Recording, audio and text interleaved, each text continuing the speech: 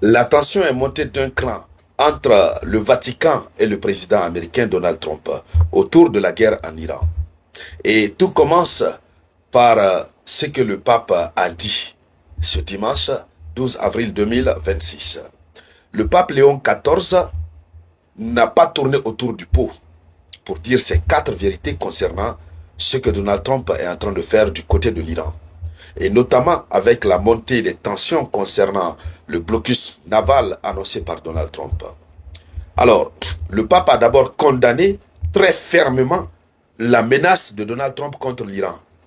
Après le message dans lequel Donald Trump avait dit « Toute une civilisation mourra ce soir ». Il a commencé par ça. Il a condamné ça. Nous parlons du pape, hein. Oui, un guide religieux, un pontife, un souverain pontife. Donc, le pape a jugé cette menace de vraiment inacceptable. Et il a mis en garde contre les attaques contre les civils et les infrastructures. Parce que dans un tweet récent de Donald Trump, il a menacé de s'attaquer à toutes les infrastructures énergétiques iraniennes. L'Iran aussi a dit que sa riposte sera une leçon historiquement sévère. Donc le pape fustige cette première déclaration qui a été faite par Donald Trump, dont nous avons eu l'opportunité de pouvoir décrypter ici. Alors, même si Donald Trump l'avait dit, et jusque-là, il n'a pas réussi à faire mourir toute une civilisation, mais l'intention qui est derrière, c'est ce qui fait mal au pape. Voilà. Alors, de l'autre côté, le pape a ensuite continué à durcir le ton contre la guerre. Il a dénoncé la folie de la guerre. C'est l'une des rares fois de voir le pape Léon XIV parler comme ça. Les papes, même celui qui l'a succédé, pour la guerre en Ukraine, ils n'ont pas levé le ton jusqu'à un tel niveau.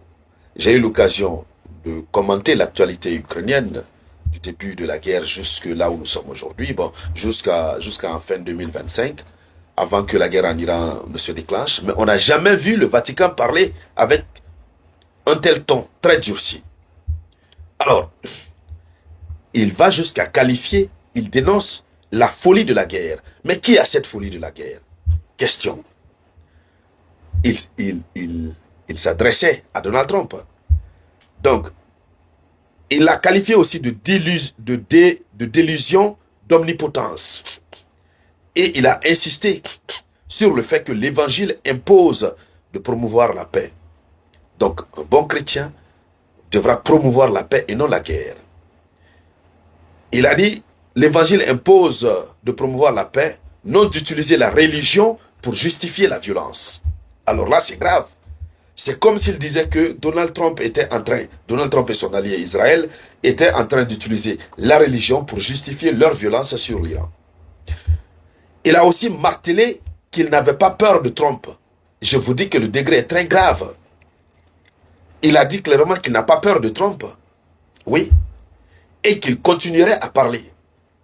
Lorsque nous atteignons un tel seuil, où un souverain pontife qui est respecté, dont le président américain est censé être de sa religion, dont Israël est censé être aussi du même alignement religieux, même si ce n'est pas exactement la même chose.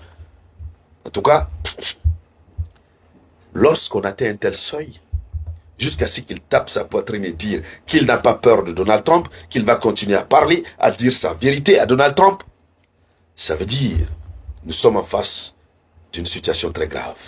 C'est un rejet total, d'abord de la part de la communauté européenne, de la part des alliés, des actions militaires américaines engagées contre l'Iran, mais surtout c'est un rejet religieux sur fondement religieux de ce que Donald Trump et sa troupe sont en train d'entreprendre du côté de l'Iran. L'isolement de Washington est désormais perspectible et visible. Mais attention, nous allons voir d'autres éléments qui vont vous mettre hors de vous-même. Il faut dire que dans ce même contexte, Donald Trump a attaqué publiquement le pape. Il a accusé le pape d'être faible, d'être mauvais en politique étrangère. Pendant que le pape, lui, il parle il s'appuie sur des fondements religieux pour faire en sorte qu'il y ait désescalade, que la guerre puisse prendre fin, même si les mots utilisés par le pape sont très durs quand il parle de la folie de la guerre, de délusion d'omnipotence. Ceux qui connaissent ce que ça veut dire, délusion d'omnipotence, mettez-nous la signification. Voilà, faites-nous savoir ça, hein, pour des milliers de personnes qui nous suivent. Hein. Donc, pendant que ce dernier parle des fondements religieux, lui, il parle de politique étrangère. Il lui a attaqué publiquement. C'est un souverain pontife. En temps normal, Donald Trump, c'est une personnalité politique. On peut l'attaquer publiquement. Oui. Le pape aussi, c'est une personnalité publique. Mais doublé d'un souverain pontife, voilà. Alors, il a accusé d'être faible, que le pape est faible. Il est mauvais en politique étrangère. Mais est-ce que le pape parle de politique étrangère? Et sa politique étrangère là même, est-ce qu'elle est acceptée par ses propres alliés? Le Royaume-Uni a rejeté. Au début de la guerre, le Royaume-Uni a refusé catégoriquement de lui prêter ses bases aériennes pour frapper l'Iran. La France a refusé le survol de son territoire par les avions américains transportant du matériel militaire en Israël. Et tout récemment, ces dernières heures, le Royaume-Uni s'est opposé à rejeter catégoriquement le blocus, sans compter l'Espagne, qui a traité cela d'insensé. Alors, est-ce que ce que le pape dit est mauvais? Il faut dire, le pape, Donald Trump, a procédé à ses qualifications avant de publier une image générée par l'intelligence artificielle, le représentant sous une apparence christique. C'est-à-dire, il s'est mis dans la peau de Jésus-Christ. On voit quelqu'un qui est couché, qu'il est en train de délivrer, de lui apporter la lumière. Et cette personne semble être le pape. Vous savez, dans l'histoire du monde, comment les grandes puissances, notamment les puissances occidentales, ont toujours manipulé des dirigeants religieux. Vous connaissez bien l'histoire plus que moi. Oui, vous connaissez très bien. C'est d'ailleurs la raison pour laquelle les Kémites s'en fichent pas mal. Et beaucoup d'autres Africains ont compris aujourd'hui. Hein, ils ont compris les fondements de la religion. Toutes ces religions monothéistes. Mais Donald Trump se croit toujours dans l'ère ancienne. Et le pire, c'est que pendant qu'aux États-Unis d'Amérique, nous avons des démocrates qui sont en train d'envisager une procédure de destitution du président parce qu'ils estiment que ses facultés cognitives sont atteintes. C'est pendant ce temps, lui, il fait générer une image artificielle, hein, où il se présente comme Jésus-Christ. Alors, ce geste a provoqué une forte polémique. Nous y reviendrons. Ben, il faut donc dire que donc ce qui a fait mal à Donald Trump, ce n'est pas seulement un appel abstrait à la paix. C'est ce que le pape a dénoncé moralement, c'est ce que le pape a dénoncé moralement, sa logique de guerre. Et le pape a rejeté l'usage religieux dans cette guerre. Et le pape l'a fait sans reculer. Donc, ça fait très mal à Donald Trump. Alors, puisque nous sommes pris par le temps, nous allons nous limiter là.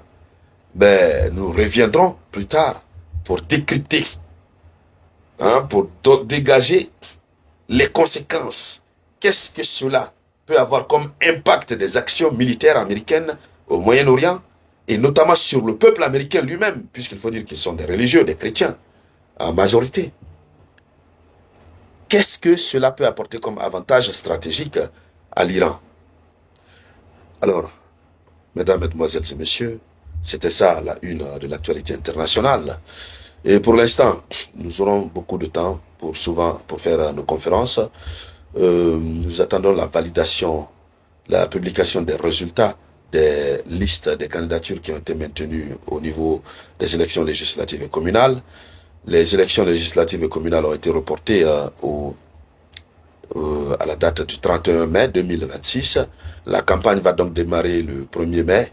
Donc, d'ici là, nous avons le temps. Et puis, ça coïncide à un moment où c'est très très chaud. Alors, je serai là. Je vous reviens tout à l'heure avec de nouvelles analyses, avec de nouveaux décryptages portant sur l'actualité très très chaude du côté du Moyen-Orient. Il faut dire que ça chauffe réellement, hein. Ça chauffe. Voilà.